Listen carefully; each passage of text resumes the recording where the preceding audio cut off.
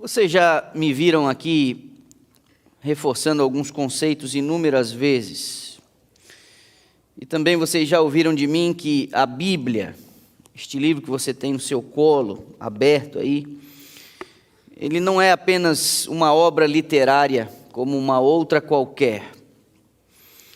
Nós também, como cristãos, nós não deveríamos ler a Bíblia por mera curiosidade, apenas para a gente acumular conhecimento.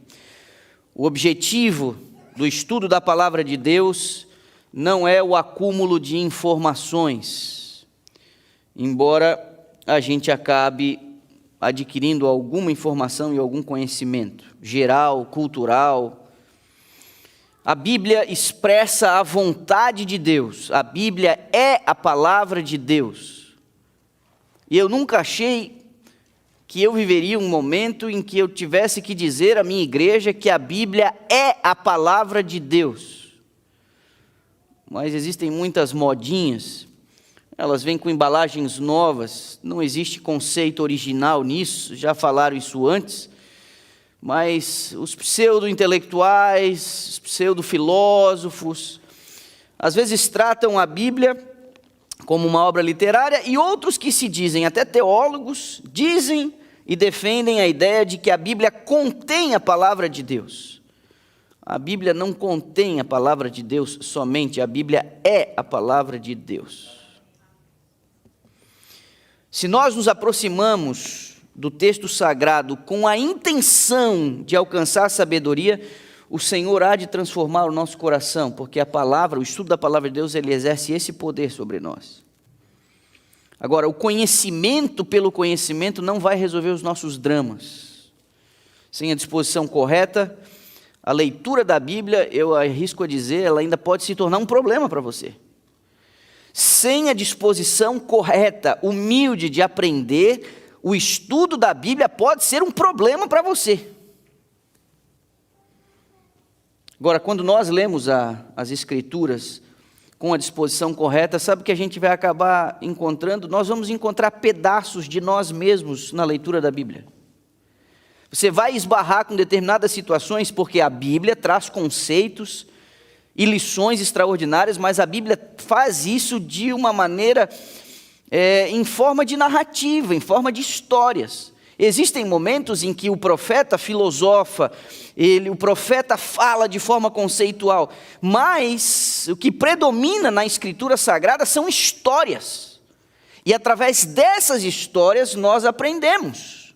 E nessas histórias nós encontramos pedaços da nossa própria história, e nós nos identificamos.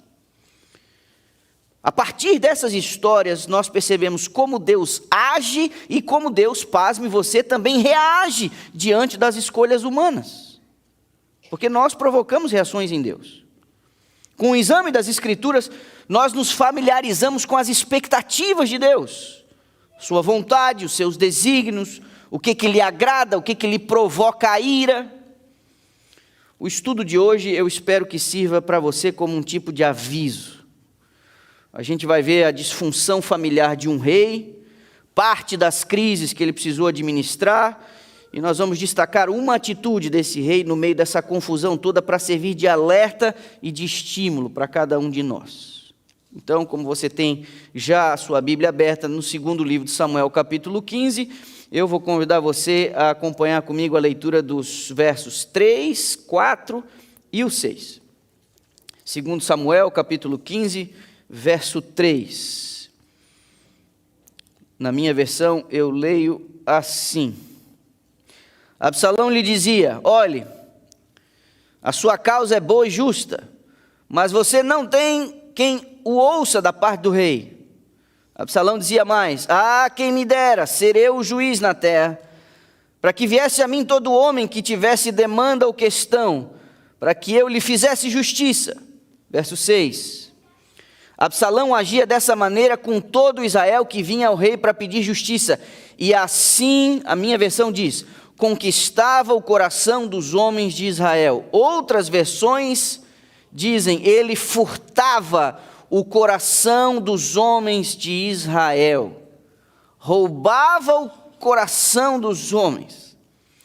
Pule até o verso 12, por favor, mesmo capítulo, versos 12 e 13. Lemos: enquanto oferecia os seus sacrifícios, Absalão também mandou chamar Aitofel, o gilonita, do conselho de Davi, da sua cidade de Gilo, e assim a conspiração tornou-se poderosa, e o povo que tomava o partido de Absalão crescia em número. Então o mensageiro veio a Davi dizendo: todo o povo de Israel está seguindo Absalão. Me permita aqui para você um contexto, contexto familiar. Eu vou deixar alguns assuntos de fora hoje aqui, mas preciso mencionar outros. O primeiro deles é a casa de Davi, a família de Davi era uma confusão. Pensa um cara que não tinha sossego do ponto de vista familiar, era Davi. E deixa eu dizer a você,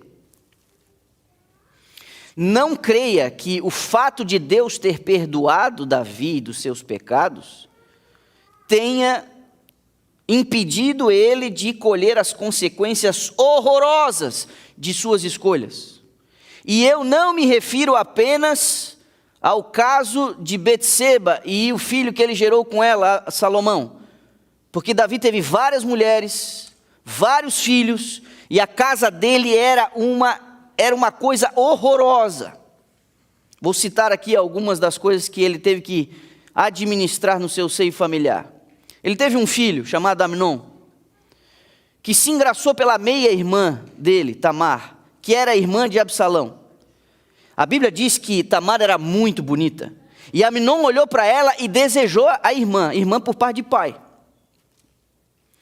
E ele, mimado, culpa do pai, cheio de vontade própria, culpa do pai, ele só encontrou, de alguma forma, sossego e alento quando ele conspirou para ficar sozinho no mesmo recinto que sua irmã e ele a estuprou. E depois de ter tido relações com ela e tirado a sua virgindade e trazido vergonha a ela e à casa do seu pai, ele a rejeitou. A paixão que ele tinha por ela antes de ter a sua intimidade virou um nojo depois que ele conseguiu o que ele queria. Só que ela era irmã de Absalão. E Absalão engoliu seco esse negócio do seu irmão Amnon. E por 2 anos ele planejou a vingança. 2 anos depois, Absalão aparentemente já tinha deixado para lá. Ele conspirou e matou seu irmão Amnon. Então você vê Davi, o rei de Israel. Um filho que estupra a filha, e um outro, para vingar o outro filho, mata o irmão. E aí eu te pergunto, que casa é essa? Hã?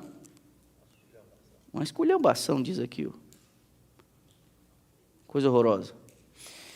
Absalão, depois de ter matado seu irmão, ele foge. E Davi fica muito chateado com ele. Só que Davi tinha um conselheiro que era muito inclinado a Absalão. Absalão também era muito bonito, muito vaidoso, muito talentoso. E esse general de Davi, ele vai manipulando as coisas de tal forma que Davi acaba consentindo o retorno de Absalão para morar em Jerusalém, depois de alguns anos. Só que quando Absalão volta para Jerusalém, com a permissão de Davi, Absalão começa a desenvolver uma prática. Ele vai para o muro da cidade onde ficavam os juízes que julgavam as pequenas causas. E ali sentado à entrada da cidade, quando as pessoas vinham trazer as suas demandas ao rei, e o rei não podia atender todo mundo com a velocidade que ele mesmo desejava, Absalão, filho do rei, sentado ali à entrada da cidade, ouvia as queixas do povo e dizia: se fosse eu ia atender vocês tudo direitinho, mas se eu fosse o juiz. E assim foi durante algum tempo, cerca de 4 anos. E a Bíblia usa a seguinte expressão: com esta prática, ele, conspirando contra o pai, roubou o coração do povo, a ponto de ele entender que ele tinha condições, força suficiente para destronar o pai. E ele decidiu que ele seria rei sobre todo Israel. E para que ele pudesse fazer isso, ele teria que matar o pai. E eu te pergunto, familhinha boa essa? Perceba o verso 30 do mesmo capítulo, segundo livro de Samuel, capítulo 15, verso 30. Davi seguiu pela encosta do Monte das Oliveiras, subindo e, que diz aí a tua Bíblia? Chorando. Tinha a cabeça coberta e caminhava descalço. Todo o povo que ia com ele, de cabeça coberta, subiu chorando. Isso é o que diz aqui a minha Bíblia. Entenda, Davi, entendendo que Absalão viria com um grande número de pessoas armadas para tirar ele da cidade e matá-lo, ele não quis que Jerusalém virasse palco de um banho de sangue. Então Davi decidiu sair de Jerusalém pelas portas dos fundos, para que Jerusalém, a sua cidade amada e a cidade amada por Deus, não virasse palco de uma carnificina por conta dessa guerra civil. Então ele sai nessa condição, chorando, descalço, acompanhado por pessoas empáticas, chorando juntamente com ele.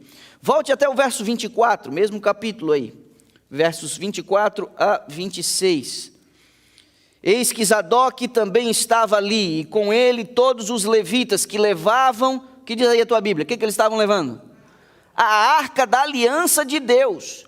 Puseram ali a arca de Deus, até que todo o povo acabou de sair da cidade. Então o rei disse a Zadok: leve a arca de Deus de volta para a cidade.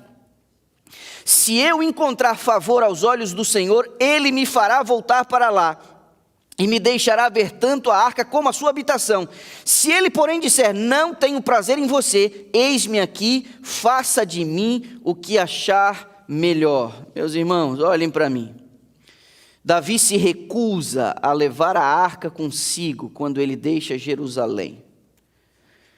E aqui eu faço uma pergunta para vocês. Por que um homem como Davi conseguiu agradar tanto a Deus, tendo algumas dessas situações que eu acabei de narrar para vocês, fazendo parte de sua vida? Deus o amava, e a minha pergunta é: por que Davi conseguiu agradar tanto a Deus? E mesmo Deus amando Davi, como eu já mencionei, Davi não foi poupado das terríveis consequências dos seus pecados. Mas por que a Bíblia diz que Davi foi considerado um homem segundo o coração de Deus? Isso é uma coisa intrigante. O ponto, meus irmãos, para agradar a Deus não é a ausência de falhas, mas a disposição sincera em reconhecer os seus pecados e buscar no Senhor força para fazer o que é certo. Não é a impecabilidade, mas é o reconhecimento dos pecados e a vontade de acertar na próxima vez. A disposição de acertar fez com que Davi fosse considerado um homem segundo o coração de Deus. Quando Davi se recusa a levar a arca, ele está se submetendo a Deus. E eu quero que você pense aqui comigo. Davi não está tentando dar um jeitinho para a situação dele. Davi não está colocando Deus na parede para você tem que me ajudar. Davi não está tentando manipular Deus. E Davi poderia ter argumentado: fui eu quem trouxe a arca da aliança para Jerusalém, fui eu quem se preocupou em trazer este símbolo da presença de Deus para a cidade amada, fui eu que tirei ela de um depósito na casa lá em Obed-Edom, fui eu que trouxe ela de Kiriat-Jearim, fui eu quem fiz os arranjos, fazendo sacrifícios e colocando o povo em reverência para receber a arca para Jerusalém. Eu estou sendo vítima de um golpe de Estado do meu próprio filho. Era lógico, se ele quisesse argumentar: deixa eu levar a arca, símbolo da presença de Deus comigo, porque eu estou sendo injustiçado. Mas sabe por que Davi não faz?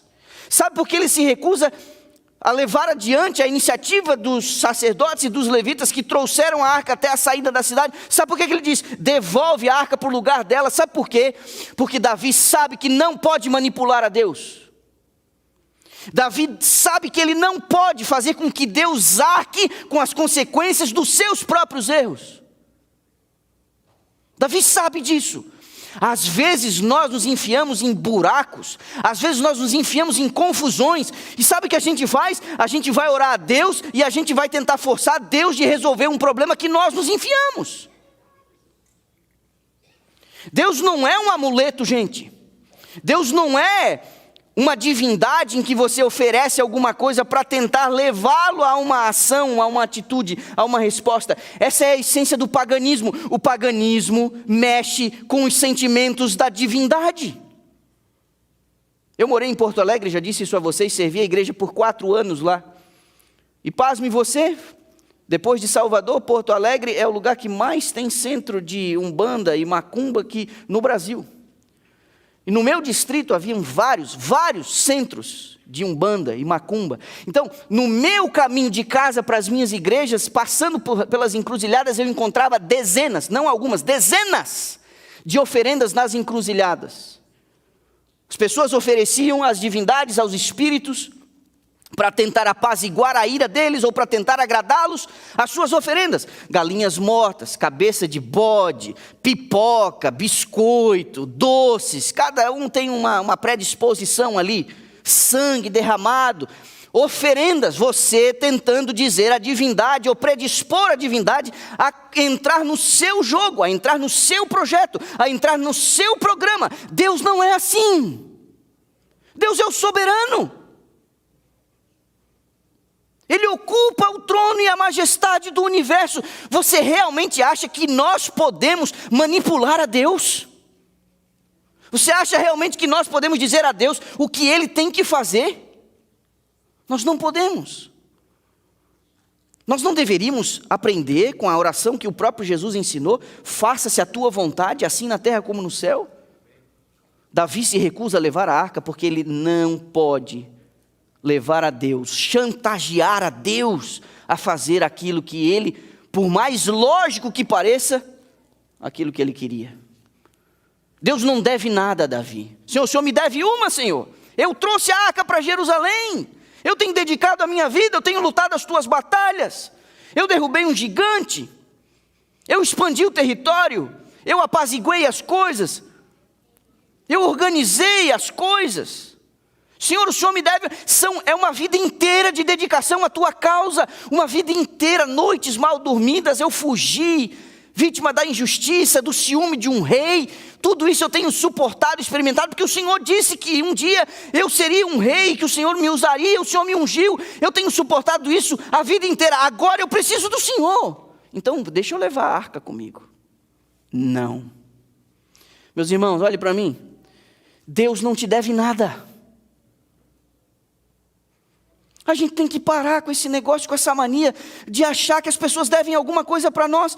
Às vezes a gente age, ora e atua como se Deus devesse algo para nós, como se a igreja devesse algo para nós, como se o nosso cônjuge devesse algo para nós, como se os nossos amigos devessem algo para nós. Vamos tirar e vamos sair dessa posição. Ninguém deve nada a você.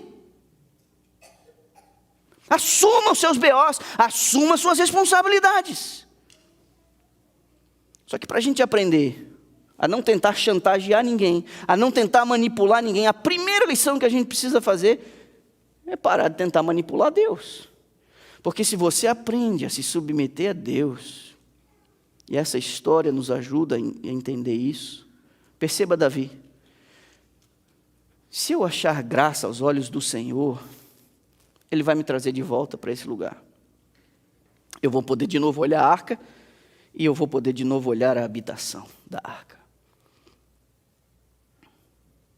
Tristeza não. Um filho assassinado, uma filha estuprada, um filho assassino, e esse mesmo filho vindo atrás dele para matá-lo, para tomar o trono. Aí eu te pergunto, às vezes as pessoas desculpam os seus pecados, as suas lambanças, dizendo, mas Deus perdoou Davi. Você realmente acha que a vida de Davi é um salvo-conduto para a gente fazer o que a gente bem entende?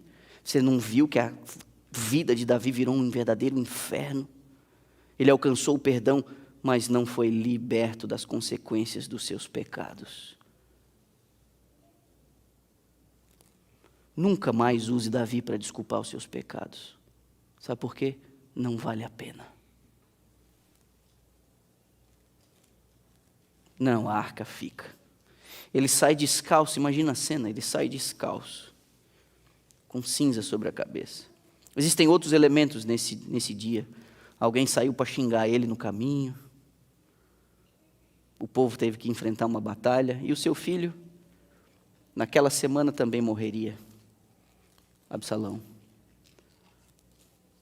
Há ali uma manobra dentro do conselho, dentro dos conselheiros, alguém que ele deixa em Jerusalém, aparentemente para ficar no lado de Absalão, que ajudaria ele nessa questão.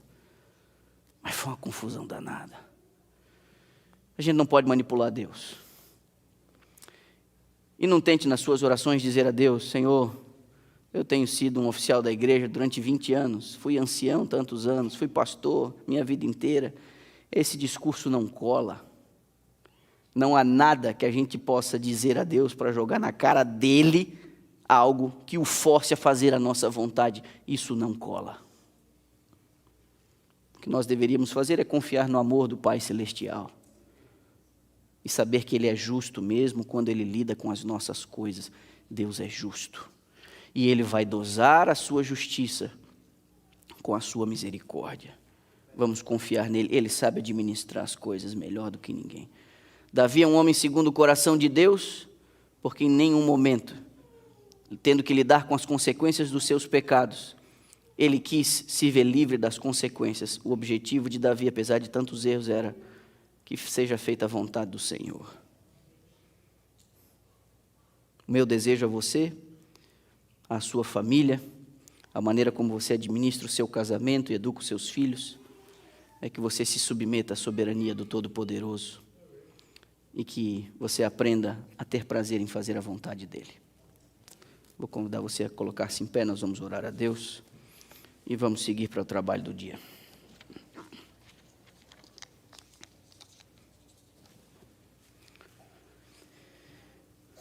Amantíssimo Deus e Pai Celestial, nos perdoa por conta de nossas tentativas toscas de dizer ao Senhor o que o Senhor tem que fazer.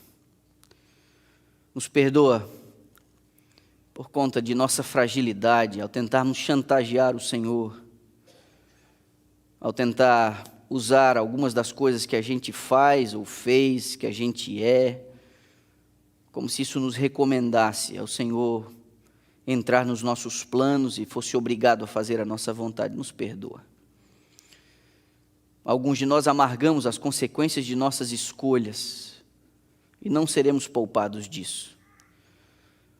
Mas nós damos graças a Deus por Jesus Cristo, nosso Senhor, que consertou e pagou a maior de todas as consequências ruins da nossa vida, que é o preço final do nosso pecado, e Ele pagou na cruz do Calvário, a fim de que essa consequência a gente não tivesse que sofrer, tendo o direito, pelos méritos e pela justiça dEle, de herdar o reino dos céus. Nós queremos muito isso para a nossa vida, Pai. Nós queremos muito viver com o Senhor. Nós queremos muito conviver com o Senhor, contemplar a Tua face. Nós queremos muito aprender a fazer a Tua vontade, a ter prazer na obediência.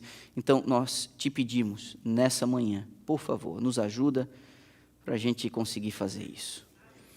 Olha para esse lugar, usa os Teus filhos como instrumentos Teus ao longo deste sábado, e que as pessoas, ao entrarem em contato conosco no dia de hoje, possam ver Jesus Cristo em nós. Que através de cada bocado de alimento que vamos distribuir hoje, de cada peça de roupa, as pessoas possam ver as mãos, o olhar, o toque, os lábios do próprio Senhor Jesus, a quem nós servimos. Nós oramos agradecidos em nome do nosso Senhor. Amém.